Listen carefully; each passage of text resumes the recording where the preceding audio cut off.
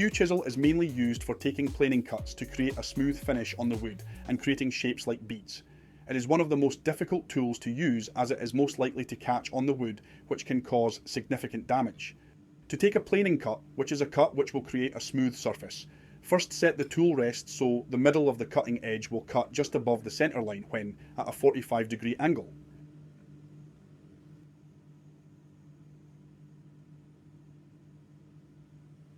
Once the tool rest is set, before turning on position the skew so that the cutting edge is at a 45-degree angle and move it along the wood. The skew should be cutting in the middle of the cutting edge, just above the centre line, and if this is not the case, reposition the skew chisel or the tool rest until it is.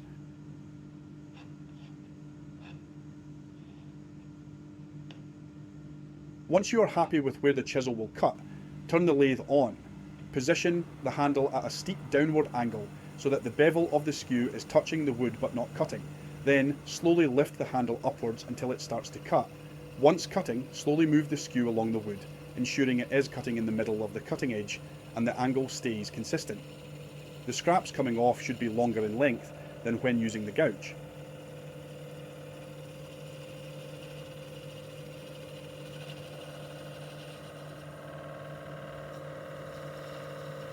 Again, always look at the top edge to see how much your cut is taking off.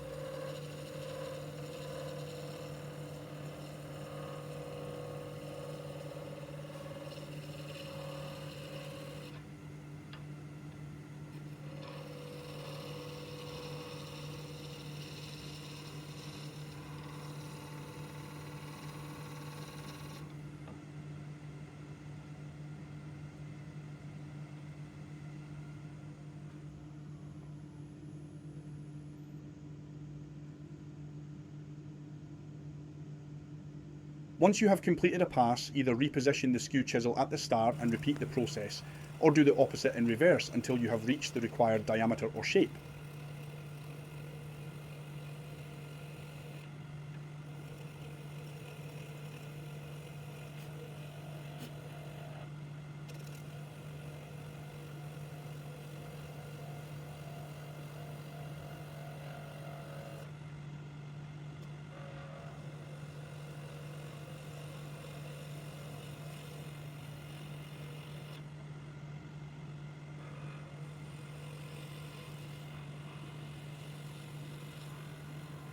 Once completed, your wood should be very smooth to the touch with no visible marks.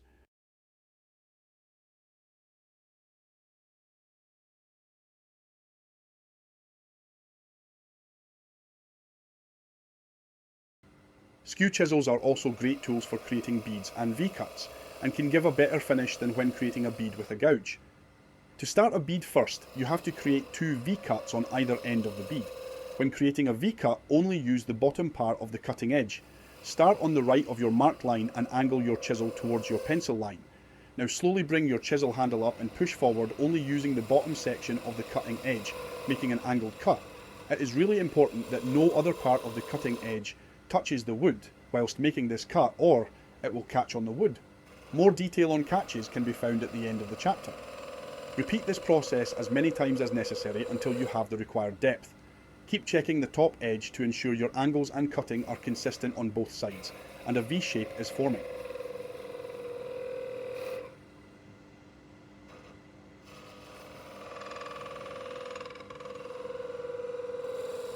Now repeat this process on the opposite edge of the bead until it is comparable to your initial V-cut.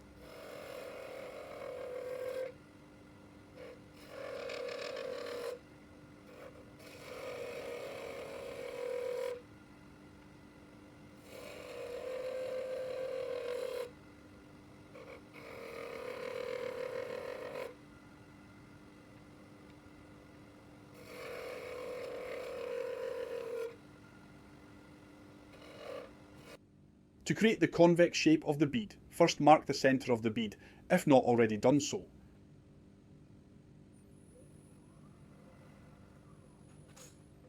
Now starting in the middle, position your skew chisel at a 45-degree angle. Place it onto the wood with the handle in a downward position. Lift the handle up until it starts to cut, and using the bottom of the cutting edge, roll the chisel making a consistent cut in a convex movement until you have reached the V-cut. Ensure that the bevel of the chisel is in contact with the wood throughout the whole cut.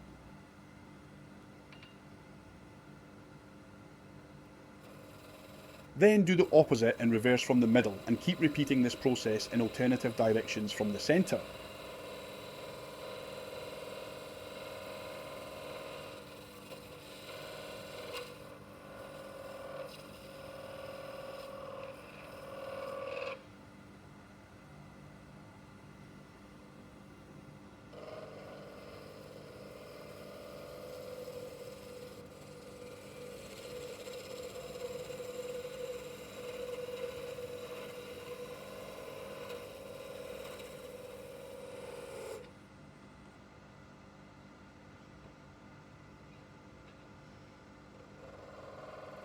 Keep checking the top edge whilst you cut to see how the shape is progressing.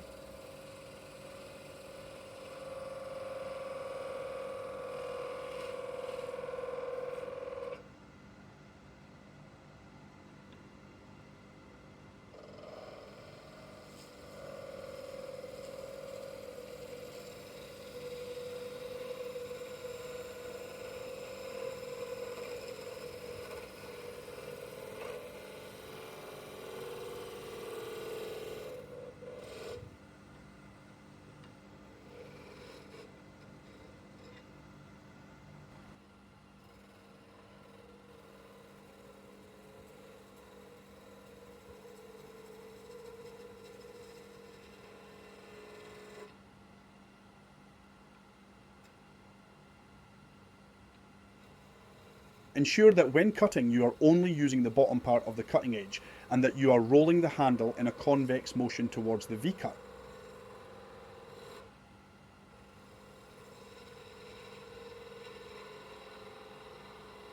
Do not over-rotate the chisel and ensure that when cutting, the bevel edge of the chisel is in contact with the wood at all times and no other part of the cutting edge comes into contact with the wood or the chisel will catch.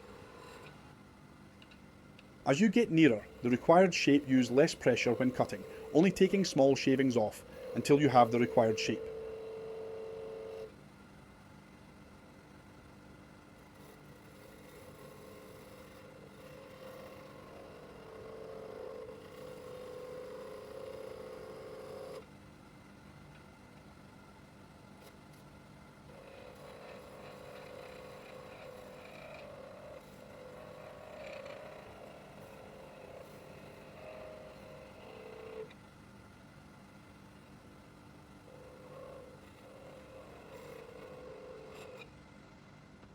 Although the bead here is an ellipse, using the same technique beads can be created in any form or size. A catch is when an unsupported part of the chisel touches the wood, and the tool kicks causing damage to the wood. Catches can happen by simply being careless, and touching the chisel against the wood accidentally when not properly supporting it like here.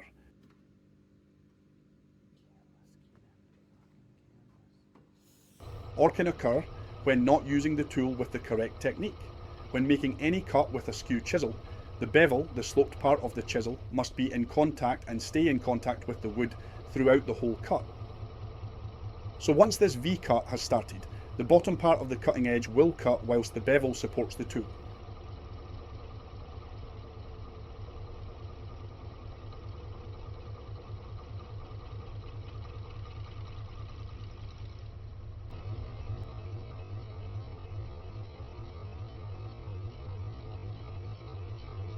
Now watch as the tool is slightly over-rotated to the right and therefore the bevel is now not in contact with the wood, causing the chisel to catch.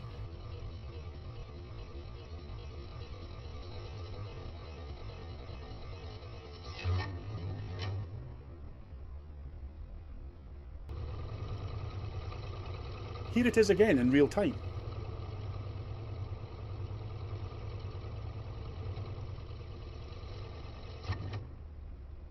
You can see that the over-rotation wasn't significant, and catches can happen easily. This is the reason the skew chisel can be tricky to use and requires practice to ensure the bevel is always in contact with the wood when cutting. You can see this has caused deep cuts into the wood and could potentially ruin the work.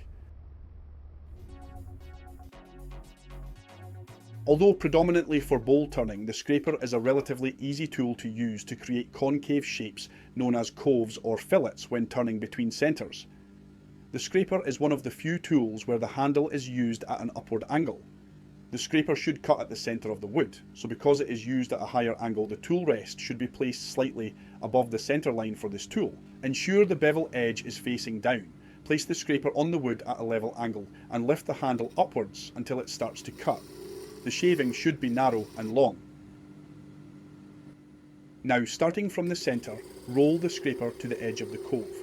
I have marked out the edges and centre of the cove for reference. Repeat for the other side and cut in alternative directions from the centre until you have the desired shape.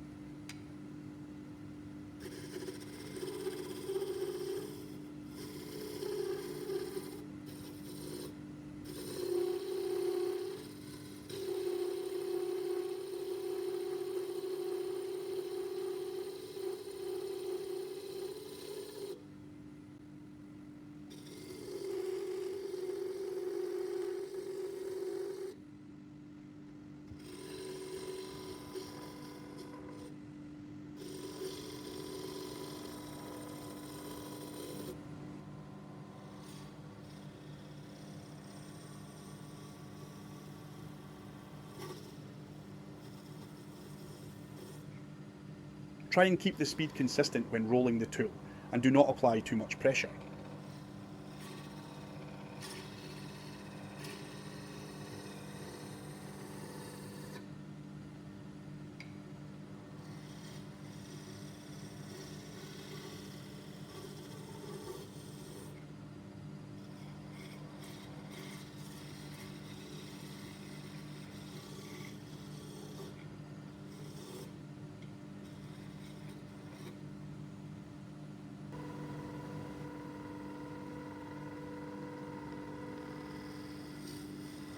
As you get closer to the required shape, use less pressure, only taking small shavings.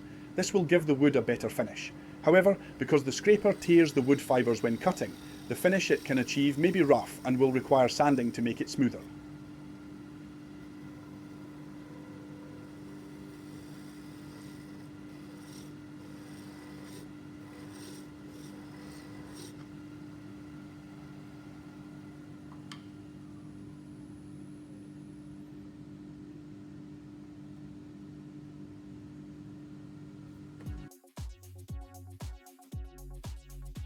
The parting tool is predominantly used to separate your turned piece from the waste wood. When making a cut with a parting tool, the tool should be placed on its edge and should cut on the centre line or just above, so the tool rest should be adjusted to underneath the centre line. Now start with your handle in a downward position. Lift it slightly until it starts to cut. Continue lifting the handle with moderate pressure to continue the cut.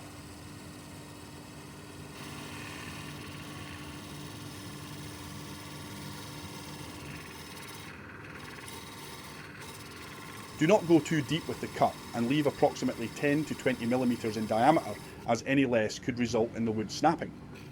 The excess can be cut off with a saw and sanded to a smooth finish. Parting should always be the final stage of turning, as it is the stage which is most likely to result in the wood snapping.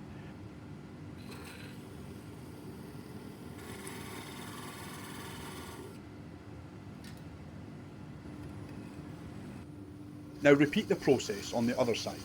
It is always advisable to leave a section of scrap wood at either end when cutting between centres, so you can comfortably part off the turned wood without coming into contact with the centres.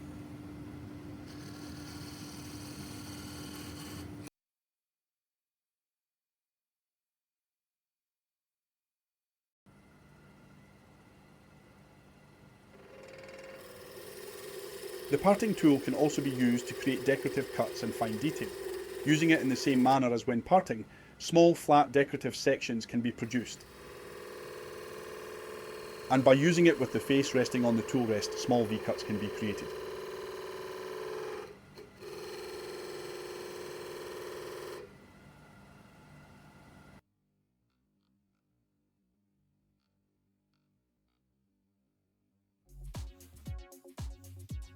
The square edge chisel is similar to the skew chisel, but has a level cutting edge. This can be a useful tool for cutting parallel and creating round mortise and tenon joints, and also creating beads. To make a cut for a round mortise and tenon joint, set it up so the cutting edge is cutting either on or just above the centre line of the wood, so the tool rest should be slightly below the centre line.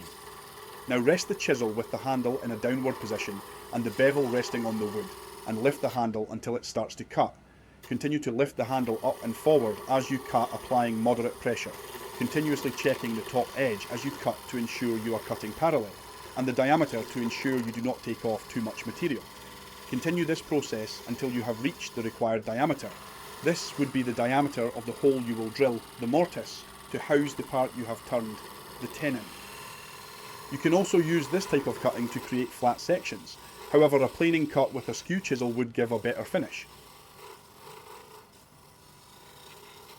So for example, in this case, I am turning the tenon to 30mm, and I would use a 30mm Forstner drill bit to create the mortise. This can be an easy way to create a strong joint to attach any turned piece of wood to another part of a project.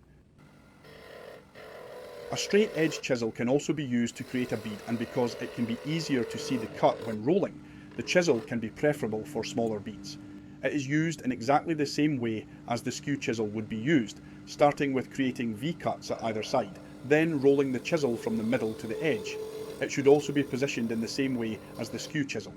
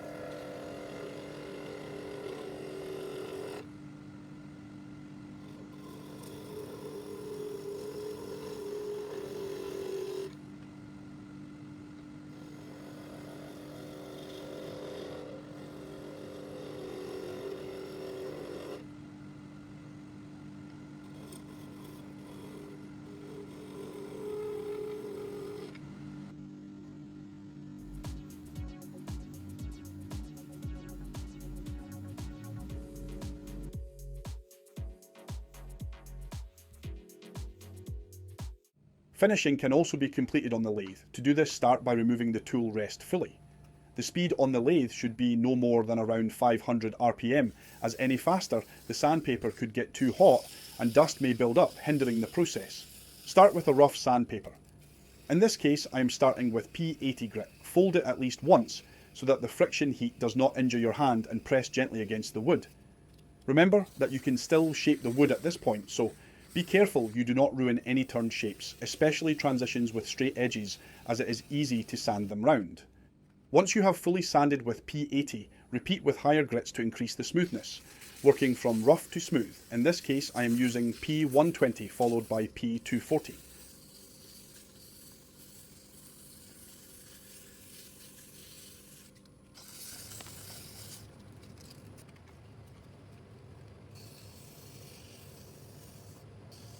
If you can still see scratches around the circumference of the wood after P240 grit, turn the lathe off and sand in the direction of the wood grain until they have disappeared.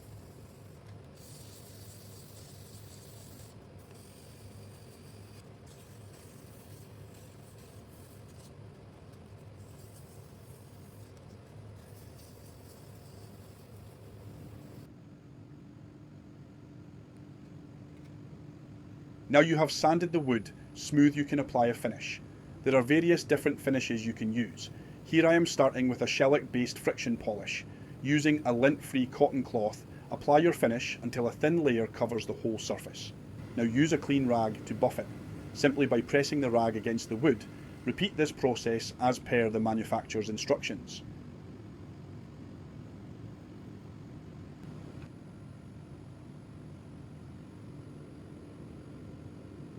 In this example, I am using beeswax, which is a good non-toxic finish.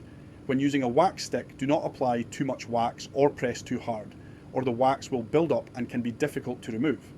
Once you have applied a thin layer, use a clean rag to buff, and repeat this process several times until you have the desired finish.